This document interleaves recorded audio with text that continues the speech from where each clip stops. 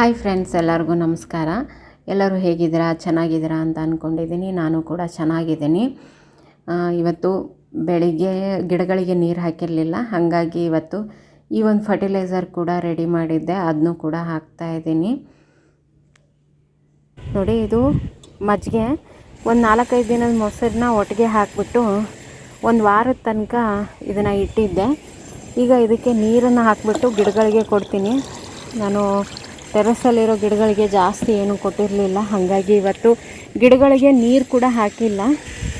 ಇವತ್ತು ನೀರು ಹಾಕೋಣ ಅಂತ ಬಂದಿದ್ದೆ ಮೇಲೆ. ಈ ಒಂದು ಮಜ್ಜಿಗೆನ ಇದಕ್ಕೆ ಹಾಕ್ತಾಯಿದ್ದೀನಿ. ಇದನ್ನು ನಾನು ಈಗ ಎಲ್ಲ ಗಿಡಗಳಿಗೂ ಕೊಡ್ತೀನಿ.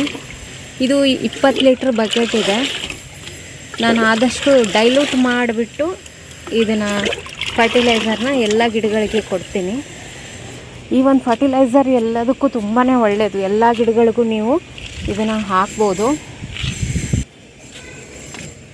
ಸಾಕಷ್ಟು ಸಾರಿ ವಿಡಿಯೋದಲ್ಲಿ ತೋರಿಸಿದ್ದೀನಿ. ನಾನು ಎಲ್ಲ ಗಿಡಗಳಿಗೆ ಇವತ್ತು ಈ ಒಂದು ಫರ್ಟಿಲೈಸರ್ನ ಹಾಕ್ಕೊತೀನಿ. ಇದ್ರದ್ದು ಒಂದು ಸಪ್ರೇಟ್ ವಿಡಿಯೋನೇ ಮಾಡಿದ್ದೀನಿ, ಯಾರು ನೋಡಿಲ್ಲ ಅಂದರೆ ನೋಡಿ. ಹಾಗೆ ಇಲ್ಲಿ ನೋಡಿ, ಬೀಜ ಆಗಿದೆ. ಎಷ್ಟು ಬೀಜ ಇದೆ ಅಂತ ನೋಡಿ. ಒಂದು ಹೂ ಆದಮೇಲೆ ಇಷ್ಟೊಂದು ಬೀಜ ಸಿಕ್ಕುತ್ತೆ ನಮಗೆ. ನಾನು ಇದನ್ನು ಇದ್ರ ಒಳಗಡೆನೇ ಹಾಕ್ಕೊಂಡ್ಬಿಡ್ತೀನಿ. ಇದರಲ್ಲೇ ಮತ್ತೆ ಬಲ್ಬ್ ಆಗುತ್ತೆ. ಇದು ಇನ್ನೂ ಒಣಗಬೇಕು. ಒಣಗಿದ ಮೇಲೆ ಇದನ್ನು ಕೂಡ ತೋರಿಸ್ತೀನಿ ನಿಮಗೆ. ಇಲ್ಲಿ ಒಂದು ಗಣೇಶ್ ಬೇಲ್ ಗಿಡ ಹತ್ಕೊಂಡಿದೆ. ಬಿಸಿಲು ಜಾಸ್ತಿನೇ ಇದೆ ಫ್ರೆಂಡ್ಸ್, ಈಗ ತುಂಬ ಆಗಿದೆ ಬಿಸಿಲು. ಹಾಗೆ ಇಲ್ಲೊಂದು 2 ನಿಂಬೆ ಹಣ್ಣಾಗಿದ್ದಾವೆ, ಅವನು ಕೂಡ ತಕ್ಕೊತೀನಿ. ನೋಡಿ, ಹಣ್ಣಾಗಿರೋದ್ರಿಂದ ಈಸಿಯಾಗಿ ಬರುತ್ತೆ. 2 ದಿನಕ್ಕೊಂದು ಸರಿ ಒಂದು 4-5 ಹಣ್ಣು ಸಿಕ್ಕುತ್ತೆ. ಅಷ್ಟೊಂದು ಆಗುತ್ತೆ ನೋಡಿ. ಮೊನ್ನೆ ಕೂಡ ಒಂದು 5-6 ಸಿಕ್ಕಿತ್ತು. ಇವತ್ತು ಕೂಡ ಒಂದು 5-6 ಇದೆ. ಮನೆಯಲ್ಲಿ ಬೆಳೆದಿರೋದು ಒಂದು ಖುಷಿನೇ ಬೇರೆ. ಹಾಗೆ ನೋಡಿ, ಆ್ಯಸ್ ಯೂಶ್ವಲ್ ಇದರಲ್ಲಿ ಎಷ್ಟು ಮೊಗ್ಗಾಗಿದ್ದಾವೆ ಅಂತ ನೋಡಿ. ಪಾಟ್ ಮಾಡಿದ್ಮೇಲೆ ಇದರಲ್ಲಿ ತುಂಬ ಚೆನ್ನಾಗಿ ಹೂಗಳು ಬರ್ತಾಯಿದೆ. ಮನೆ ಹತ್ತಿರ ಒಂದು ಸ್ವಲ್ಪ ಕೆಲಸ ನಡೆದಿದೆ, ಹಾಗಾಗಿ ಡಿಸ್ಟರ್ಬೆನ್ಸ್ ಇದೆ ನೋಡಿ. ಹೀಗಾಗಿ ವಿಡಿಯೋಗಳನ್ನ ಹಾಕೋದು ಸ್ವಲ್ಪ ಕಷ್ಟ ಆಗ್ತಿದೆ ನೋಡಿ. ಮೇಲೆ ಇರುವಂಥ ಗಿಡಗಳಿಗೆ ಎಲ್ಲದಕ್ಕೂ ನೀರನ್ನು ಹಾಕಿದೆ. ಈಗ ಬಾಲ್ಕನಿನಲ್ಲಿರುವಂಥ ಗಿಡಗಳಿಗೆ ನೀರು ಹಾಕ್ತಾಯಿದ್ದೀನಿ. ಬಾಲ್ಕನಿನಲ್ಲಿ ನಾನು ಡೈಲಿ ನೀರನ್ನು ಹಾಕಲ್ಲ, 2 ದಿನಕ್ಕೊಂದು ಸಾರಿ ನೀರನ್ನು ಹಾಕ್ತೀನಿ ನಾನಿಲ್ಲಿ. ಯಾಕಂದರೆ ಇಲ್ಲಿ ಜಾಸ್ತಿ ಬಿಸಿಲು ಬೀಳಲ್ಲ ಈ ಟೈಮಲ್ಲಿ. ಬೇಸಿಗೆನಲ್ಲಾದರೆ ಸ್ವಲ್ಪ ಬಿಸಿಲು ಬೀಳುತ್ತೆ, ಉಳಿದ ಟೈಮಲ್ಲಿ ಇಲ್ಲಿ ಬಿಸಿಲು ಬೀಳಲ್ಲ. 2 ದಿನಕ್ಕೊಂದು ಸಾರಿ ನಾನು ನೀರನ್ನು ಇಲ್ಲಿ ಹಾಕ್ತೀನಿ. ಇದಿಷ್ಟು ಮಾಡುವಷ್ಟರಲ್ಲಿ ಮಧ್ಯಾಹ್ನ ಆಗಿತ್ತು. ನನ್ನ ಮಗಳು ಕೂಡ ಸ್ಕೂಲಿಂದ ಬಂದ ತಕ್ಷಣ ಅವಳಿಗೆ ಇವತ್ತು ಸ್ವರ್ಣಪ್ರಾಶನ ಇತ್ತು. ಅದನ್ನು ಕಡ್ಕಲ್ ಹತ್ತಿರ, ನಮ್ಮೂರಿಂದ ಸ್ವಲ್ಪ ದೂರ ಆಗುತ್ತೆ, ಅಲ್ಲಿಗೆ ಹೋಗಿದ್ವಿ. ಅಲ್ಲಿಂದ ಈ ಒಂದು ಸಣ್ಣ ಗಾರ್ಡನಿಗೆ ಕರ್ಕೊಂಡು ಹೋಗಿದ್ವಿ ಅವಳಿಗೆ. ಈ ಗಾರ್ಡನ್ಗೆ, ಇದು ಆ್ಯಕ್ಚುಲಿ ಗೌರ್ಮೆಂಟ್ ಗಾರ್ಡನ್, ಇದು ಅರಣ್ಯ ಇಲಾಖೆದು. ಅಷ್ಟು ಮೇಂಟೆನೆನ್ಸ್ ಇಲ್ಲ.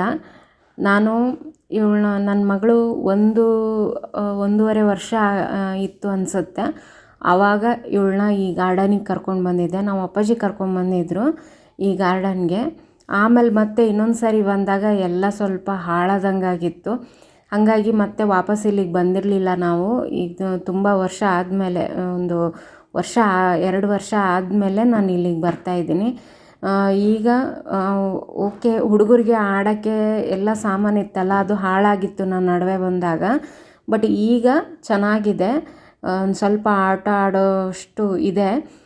ಅಷ್ಟು ಮೇಂಟೆನೆನ್ಸ್ ಇಲ್ಲ ಇದು. ಆದರೆ ಈ ರೀತಿ ಸಿಮೆಂಟಿಂದ ಕರಡಿ, ಸಿಂಹ ಮತ್ತು ಹುಲಿ, ಚಿರತೆ ಈ ರೀತಿಯಾಗಿ ಮಾಡಿ ಅಲ್ಲಲ್ಲಿ ಇಟ್ಟಿದ್ದಾರೆ. ನಾನು ಪೂರ್ತಿಯಾಗಿ ತೋರಿಸ್ತಾ ಇಲ್ಲ, ಯಾಕಂದರೆ ನಾವು ಹೋಗಬೇಕಾದ್ರೆ ಸಂಜೆ ಆಗಿತ್ತು. ಸಂಜೆ ಟೈಮಲ್ಲಿ ಸ್ವಲ್ಪ ಮಳೆ ಕೂಡ ಬರೋ ವಾತಾವರಣ ಇತ್ತು. ಹಾಗಾಗಿ ನಾನು ಜಾಸ್ತಿ ಅಲ್ಲಿ ನಿಲ್ಲಿಲ್ಲ. ಅವಳಿಗೆ ಆಟ ಆಡಿಸ್ಬಿಟ್ಟು ಕರ್ಕೊಂಡು ಬಂದೆ ನಾನು. ಅವಳಿಗೆ ಇದ್ರ ಮೇಲೆಲ್ಲ ಕೂಡಬೇಕು ಅಂತ ಅನಿಸ್ತಾ ಇತ್ತು. ಹಾಗಾಗಿ ಅವಳನ್ನ ಕೂಡಿಸ್ಬಿಟ್ಟು ಒಂದೆರಡು ಫೋಟೋ ತಕ್ಕೊಂಡು ಬಂದ್ವಿ. ಅವಳಿಗೇನಂದರೆ ಆಟ ಆಡೋದು ಮನಸ್ಸಿತ್ತು. ಅವಳು ಜಾರುಬಂಡಿ ಅದು ಜೋಕಾಲಿ ಎಲ್ಲ ನೋಡಿದ್ಲಲ್ಲ, ಒಂದಾದ ತಕ್ಷಣ ಒಂದು ಆಟ ಆಡಬೇಕು ಅನ್ನೋ ಮನಸ್ಸಿತ್ತು ಅವಳಿಗೆ. ಹಂಗಾಗಿ ಅದನ್ನೂ ಕೂಡ ಆಟ ಆಡಿಸಿ ಕರ್ಕೊಂಡು ಬಂದ್ವಿ. ಅಲ್ಲಿ ಇದೊಂದು ಬೀಜ ಹೂವು ತುಂಬ ಚೆನ್ನಾಗಿ ಅನ್ನಿಸ್ತು. ಹಾಗಾಗಿ ಇದು ಕ್ಲಿಪ್ ತೋರಿಸ್ತಾ ಇದ್ದೀನಿ ನೋಡಿ. ಇದು ಸಿಲ್ವರ್ ವುಡ್ ಪ್ಲ್ಯಾಂಟ್. ಇದು ನೀವು ಸಾಮಾನ್ಯವಾಗಿ ಎಲ್ಲ ಕಡೆ ಇದನ್ನು ನೋಡಿರ್ತೀರ ಅಂತ ಅಂದ್ಕೊಂಡಿದ್ದೀನಿ. ಅರಣ್ಯ ಇಲಾಖೆ ಆಗಿರೋದ್ರಿಂದ ಇಲ್ಲಿ ಆ ಥರದ ಗಿಡಗಳು ಜಾಸ್ತಿ ಇದೆ. ಹಾಗೆ ಅಲ್ಲಿ ಒಂದು ಗೂಡು ಕಟ್ಟಿತ್ತು ಪಕ್ಷಿ, ಅದನ್ನು ತೋರ್ಸೋಕ್ಕೆ ಅಂತ ನಮ್ಮ ಮನೆಯವರು ಅವಳನ್ನ ಕರ್ಕೊಂಡು ಹೋದರು. ಅವಳು ಕೂಡ ಎಂಜಾಯ್ ಮಾಡ್ತಾಯಿದ್ಲು ನೋಡಿ. ವಾತಾವರಣ ಸ್ವಲ್ಪ ಚೆನ್ನಾಗಿತ್ತು, ತಣ್ಣಗೆ ಗಾಳಿ ಬೀಸ್ತಾ ಇತ್ತು. ಒಂದೆರಡು ಹನಿ ಮಳೆ ಕೂಡ ಬಂತು. ಆಮೇಲೆ ಮತ್ತೆ ಮಳೆ ಬಂದಾಗಿ ಮತ್ತೆ ಬಿಸಿಲು ಬಿತ್ತು. ಅವಳು ನೋಡಿ ಜೋಕಾಲಿ ಆಡ್ತಾ ಇದ್ದಾಳೆ. ಈ ರೀತಿ ಆಟ ಆಡೋದಂದರೆ ತುಂಬ ಇಷ್ಟ. ಆದ್ರೇನಂದರೆ ನಮ್ಮ ಲಿಂಗಸೂರಲ್ಲಿ ಈ ಥರ ಗಾರ್ಡನ್ ಇಲ್ಲ ಯಾವುದು. ಈ ಥರ ಹೊರಗಡೆ ಬಂದಾಗಲೇ ಆಟ ಆಡಬೇಕು ಮಕ್ಕಳು. ನೋಡಿ ಆಟ ಆಡೋದಕ್ಕೆ ಇಷ್ಟೊಂದೆಲ್ಲ ಇದೆ, ತುಂಬ ಚೆನ್ನಾಗಿದೆ. ಬಟ್ ಇನ್ನೊಂದು ಸ್ವಲ್ಪ ಇಂಪ್ರೂವ್ಮೆಂಟ್ ಮಾಡಬೇಕು. ಗಾರ್ಡನ್ ಥರ ಮಾಡಿದ್ರೆ ಒಳ್ಳೆಯದು. ಕೆಲವೊಬ್ಬರೆಲ್ಲ ಸಂಡೇ ಇಲ್ಲಿ ಬಂದು ಪಿಕ್ನಿಕ್ ಥರ ಬಂದು ಹೋಗ್ತಾರೆ, ಒನ್ ಡೇ ಟ್ರಿಪ್ಪಿಗೆ ಅಂತ ಹೇಳಿ. ಆದರೆ ಅಷ್ಟು ಚೆನ್ನಾಗಿಲ್ಲ. ಒಂದು ದಿನಕ್ಕೆ ಓಕೆ, ಪದೇ ಪದೇ ಬರೋದು ಕಷ್ಟ. ಆಮೇಲೆ ಊರಿಂದ ಕೂಡ ಇದು ಭಾಳ ದೂರ ಇದೆ. ಇದು ನೋಡಿ 2 ಇದೆ ಜಾರುಬಂಡಿ. ನನ್ನ ಮಗಳೇನಂದರೆ ಒಂದು ಹತ್ತಕ್ಕೆ ಒಂದು ಇಳಿಯೋಕ್ಕೆ. ಕೋತಿನೇ ಇವಳು, ಉಲ್ಟಾ ಏರ್ತಾಳೆ, ಉಲ್ಟಾ ಜಾರ್ತಾಳೆ. ಸ್ಕೂಲಲ್ಲಿ ಕೂಡ ಒಂದು ಜಾರುಬಂಡಿ ಇದೆ, ಅದರಲ್ಲೂ ಕೂಡ ಹಾಗೆ ಮಾಡ್ತಾಯಿದ್ಲು ಮೊನ್ನೆ. ನನಗೆ ಅವಳು ಎಲ್ಲಿ ಬೀಳ್ತಾಳೇನೋ ಅಂತ ಅಂಜಿಕೆ, ಆದರೆ ಅವಳಿಗೆ ಅಂಜಿಕೆ ಇಲ್ಲ. ಅವಳಿಗೆ ಖುಷಿ ಈ ರೀತಿಯಾಗಿದ್ದರೆ ಅವಳು ತುಂಬ ಖುಷಿಪಟ್ಟು ಆಟ ಆಡ್ತಾಳೆ ನೋಡಿ. ಅವಳು ಏನೋ ಗುಡ್ಡ ಹತ್ತೀನಿ ಅಂತ ಹೇಳಿ ಹತ್ತಾ ಇದ್ಲು ಅವಳು. ಗುಡ್ಡ ಹತ್ಬಿಟ್ಟು ಇನ್ನೊಂದು ಕಡೆ ಇಳಿಯೋದು, ಇಲ್ಲಾಂದರೆ ಅಲ್ಲಿಂದನೇ ಜರಿಯೋದು. ಆದರೆ ಇದೇನೆಂದರೆ ವೇವ್ ಥರ ಇತ್ತು ಈ ಜಾರುಬಂಡಿ, ಸ್ಲೋಪಲ್ಲಿ ಇರಲಿಲ್ಲ, ವೇವ್ ಥರ ಇದೆ ಇದು. ಈ ಜಾರುಬಂಡಿ ಹಿಂದೆಯೇ ಹುಣಸೆ ಹಣ್ಣಿನ ಗಿಡ ಇತ್ತು, ಅದರಲ್ಲಿ ಹೂವಾಗಿತ್ತು. ಅದು ನೋಡಿದೆ ನಾನು. ನನಗೆ ಈ ಹೂವು ತುಂಬಾ ಇಷ್ಟ. ಇದನ್ನು ತಿಂದರೆ ಹುಳಿ ಥರ ಟೇಸ್ಟ್ ಇರುತ್ತೆ. ನೀವೆಲ್ಲರೂ ತಿಂದಿರ್ತೀರ ಅಂತ ಅಂದ್ಕೊಂಡಿದ್ದೀನಿ. ಇದರಲ್ಲಿ ಬಾಲ್ಯದ ನೆನಪುಗಳು ಜಾಸ್ತಿ ಇದೆ ಅಂತಲೇ ಹೇಳ್ಬೋದು. ಇದನ್ನು ಹಾಗೇನೂ ತಿನ್ಬೋದು, ರೆಸಿಪೀಸ್ ಕೂಡ ಮಾಡ್ತಾರೆ, ಚಟ್ನಿ ಮಾಡ್ತಾರೆ. ಆಮೇಲೆ ಇದ್ರದ್ದು ಸಾಂಬಾರಿಗೆಲ್ಲ ಹಾಕಿ ಅದನ್ನೂ ಮಾಡ್ತಾರೆ, ಹುಣಸೆ ಹಣ್ಣಿನ ಸಾಂಬಾರು. ಅದು ಕೂಡ ಹೂವು ಚಿಗುರನ್ನ ಹಾಕಿಬಿಟ್ಟು ಸಾಂಬಾರು ಮಾಡ್ತಾರೆ. ಅದು ಕೂಡ ತುಂಬ ರುಚಿಯಾಗಿರುತ್ತೆ. ಯಾವಾಗಾದರೂ ನಿಮಗೆ ರೆಸಿಪಿ ಶೇರ್ ಮಾಡ್ಕೊತೀನಿ ನೋಡಿ. ಗಿಡಕ್ಕೆ ತುಂಬ ಆಗಿದ್ವು. ನಾನು ಕೂಡ ಒಂದು ಸ್ವಲ್ಪ ತೆಗ್ದೆ. ಹಾಗೆ ಇದನ್ನು ಉಪ್ಪು ಜೊತೆಗೆ ಒಂದು ಸ್ವಲ್ಪ ಹಾಗೆ ತಿಂದರೂ ಕೂಡ ಭಾಳ ರುಚಿ ಇರುತ್ತೆ ಇದು.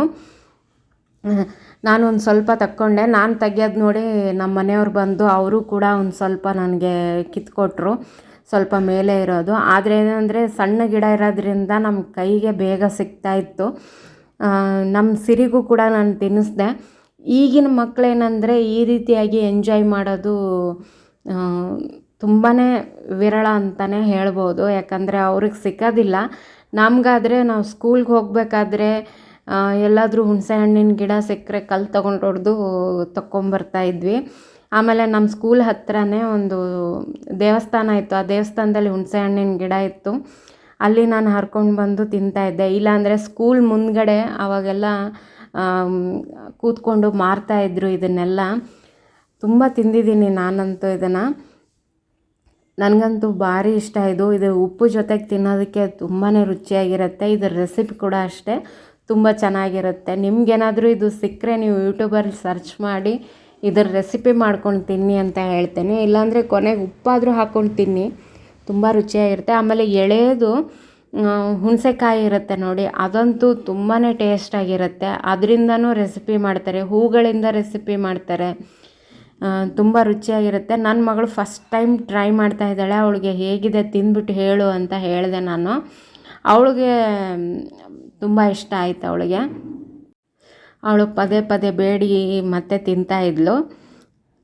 ಹಾಗೆ ಅಲ್ಲಿ ಅವಳಿಗೆ ಮನೆಗೆ ಹೋಗೋಣ ಬಾ ಅಂತ ಕರೆದ್ರೆ ಬೇಗ ಬರಲೇ ಇಲ್ಲ ಅವಳು. ಮತ್ತು ಕೊನೆಗೆ ಬಂದಳು.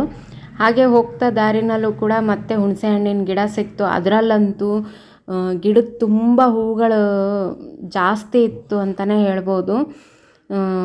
ಅವಳಿಗೇನಂದರೆ ಬರೋಕ್ಕೆ ಇಷ್ಟನೇ ಇರಲಿಲ್ಲ, ಅಲ್ಲಿಂದ ಆಟ ಆಡಬೇಕು ಇನ್ನೂ ಒಂದು ಸ್ವಲ್ಪ ಅಂತ ಹೇಳಿ. ಆದರೆ ನಾವು ಹೋದಾಗ ಆ ಟೈಮಲ್ಲಿ ಯಾರೂ ಇರಲಿಲ್ಲ. ಹೀಗಾಗಿ ನಾನು ಅವಳನ್ನ ಬೇಗ ಕರ್ಕೊಂಡು ಬಂದೆ. ನೋಡಿ ಈ ಗಿಡದಲ್ಲಿ ಎಷ್ಟೊಂದಿದೆ ಅಂತ. ಮತ್ತೆ ಇದರಲ್ಲಿ ಒಂದು ಸ್ವಲ್ಪ ಹರಿದ್ಕೊಡು ಅಂದೆ ನಮ್ಮ ಮನೆಯವ್ರಿಗೆ. ಅವರು ತೆಗಿತಾ ಇದ್ರು ನೋಡಿ ಈ ಗಿಡದಲ್ಲಿ ಎಷ್ಟಿದೆ ಅಂತ. ಈ ಹೂವು ಆಗಿಬಿಟ್ಟು ಆಮೇಲೆ ಸಣ್ಣ ಹುಣಸೆಕಾಯಿ ಆಗುತ್ತೆ ಇದರಲ್ಲಿ. ಅದು ಕೂಡ ತುಂಬ ರುಚಿ ಇರುತ್ತೆ.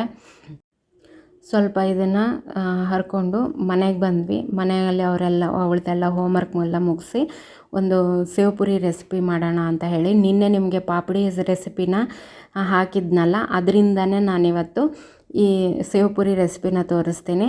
ಇಲ್ಲಿ ನಾನು ಆಲೂಗಡ್ಡೆನ ಕುದಿಸ್ಬಿಟ್ಟು ಅದಕ್ಕೆ ಉಪ್ಪು, ಖಾರದ ಪುಡಿ, ಗರಂ ಮಸಾಲ ಎಲ್ಲ ಹಾಕಿಟ್ಟಿದ್ದೀನಿ. ಉಳ್ಳಾಗಡ್ಡಿ, ಟೊಮೆಟೊ ಸಣ್ಣದಾಗಿ ಹೆಚ್ಚಿಟ್ಕೊಂಡು ಸೇವ್ ತೊಗೊಂಡಿದ್ದೀನಿ. ಗ್ರೀನ್ ಚಟ್ನಿ, ಸ್ವೀಟ್ ಚಟ್ನಿ ಮನೆಯಲ್ಲೇ ಮಾಡಿರೋದಿದೆ, ಅದನ್ನು ಯೂಸ್ ಮಾಡಿಕೊಂಡು ಇವತ್ತು ಸೇವ್ ಪುರಿ ಮಾಡ್ತೀನಿ. ಈ ಒಂದು ಪಾಪಡಿ ಇದ್ದರೆ ನೀವು ಸಾಕಷ್ಟು ರೆಸಿಪಿಗಳನ್ನು ಮನೆಯಲ್ಲಿ ಮಾಡ್ಕೋಬೋದು. ಇಲ್ಲಿ ನಾನು ಒಂದೊಂದೇ ಪಾಪಡಿನ ಇಡ್ತಾ ಇದ್ದೀನಿ. ಇದರಿಂದ ದಹಿ ಪಾಪಡಿ ಚಾಟ್ ಕೂಡ ಮಾಡ್ಬೋದು, ತುಂಬ ರುಚಿಯಾಗಿರುತ್ತೆ. ಈಗ ನಾನು ಈ ಪಾಪಡಿ ಮೇಲೆ ಆಲೂಗಡ್ಡೆ ನಾವೇನು ಮಿಶ್ರಣ ಮಾಡಿ ಇಟ್ಕೊಂಡಿದ್ವಲ್ಲ ಅದನ್ನು ಇದಕ್ಕೆ ಸೇರಿಸ್ತಾ ಇದ್ದೀನಿ. ಈ ಆಲೂಗಡ್ಡೆಗೆ ನೀವು ಸಪ್ಪನ ಆಲೂಗಡ್ಡೆನೂ ಕೂಡ ಸೇರಿಸ್ಕೋಬೋದು. ನಾನು ಇದಕ್ಕೆ ಉಪ್ಪು, ಖಾರ ಹಾಕಿ ಸೇರಿಸಿದ್ದೀನಿ. ಹಾಗೆ ಇದಕ್ಕೆ ಮೇಲೆ ಉಳ್ಳಾಗಡ್ಡಿನ ಇದಕ್ಕೆ ಹಾಕ್ತಾಯಿದ್ದೀನಿ. ಸಣ್ಣದಾಗಿ ಹೆಚ್ಚಿಟ್ಕೋಬೇಕು ಆದಷ್ಟು, ಅಂದ್ರೇ ಇದು ರುಚಿ ಬರುತ್ತೆ. ಹಾಗೆ ಇದಕ್ಕೆ ಒಂದು ಸ್ವಲ್ಪ ಟೊಮೆಟೊ ಕೂಡ ನಾನು ಸೇರಿಸ್ತಾ ಇದ್ದೀನಿ. ಆಪ್ಷನಲ್ಲು, ಬೇಕು ಅಂದರೆ ಸೇರಿಸ್ಕೊಳ್ಳಿ, ಇಲ್ಲಾಂದರೆ ಸ್ಕಿಪ್ ಮಾಡ್ಕೋಬೋದು. ನಿಮಗೇನು ಇಷ್ಟ ಇದೆಯಲ್ಲ ಅದನ್ನು ನಾವು ಮನೆಯಲ್ಲಿ ಮಾಡೋದ್ರಿಂದ ನಮಗೇನು ಇಷ್ಟನೋ ಅದನ್ನು ಇದಕ್ಕೆ ಸೇರಿಸ್ಕೋಬೋದು. ಕೊತ್ತಂಬರಿ ಸೊಪ್ಪು ಕೂಡ ಇದಕ್ಕೆ ಹಾಕ್ಕೋಬೋದು. ಬೇಡ ಅಂದರೆ ನೀವು ಸ್ಕಿಪ್ ಮಾಡ್ಕೋಬೋದು. ನಾನಿಲ್ಲಿ ಗ್ರೀನ್ ಚಟ್ನಿನ ಇದಕ್ಕೆ ಸೇರಿಸ್ತಾ ಇದ್ದೀನಿ. ನಿಮಗೆ ಖಾರಕ್ಕೆ ಎಷ್ಟು ಬೇಕಲ್ಲ ಅಷ್ಟು ನೀವು ಗ್ರೀನ್ ಚಟ್ನಿನ ಎಲ್ಲದಕ್ಕೂ ಮೇಲೆ ಹಾಕ್ಕೊಳ್ಳಿ. ಇದಕ್ಕೆ ಈಗಲೇ ನೀವು ಬೇಕು ಅಂದರೆ ಸ್ವೀಟ್ ಚಟ್ನಿ ಕೂಡ ಹಾಕ್ಕೋಬೋದು. ನನಗೆ ಸ್ವೀಟ್ ಚಟ್ನಿ ಜಾಸ್ತಿ ಇಷ್ಟ ಆಗಲ್ಲ, ಹಾಗಾಗಿ ನಾನು ಇದಕ್ಕೆ ಸೇವನ್ನು ಹಾಕ್ತಾಯಿದ್ದೀನಿ. ಇದಿಷ್ಟು ಹಾಕಿಬಿಟ್ಟು ಮೇಲೆ ಒಂಚೂರು ಉಪ್ಪು, ಖಾರ ಸೇರಿಸ್ಕೊಳ್ಳಿ. ಆಮೇಲೆ ನಾನಿಲ್ಲಿ ಮೇಲೆಯಿಂದ ಸ್ವಲ್ಪ ಸ್ವೀಟ್ ಚಟ್ನಿನ ಸೇರಿಸ್ತಾ ಇದ್ದೀನಿ. ಇಷ್ಟು ಹಾಕಿದ್ರೆ ಸೇವ್ ಪುರಿ ರೆಡಿ ಆಗುತ್ತೆ. ಈ ವಿಡಿಯೋ ಇಷ್ಟ ಆದರೆ ಒಂದು ಲೈಕ್ ಮಾಡಿ ಫ್ರೆಂಡ್ಸ್.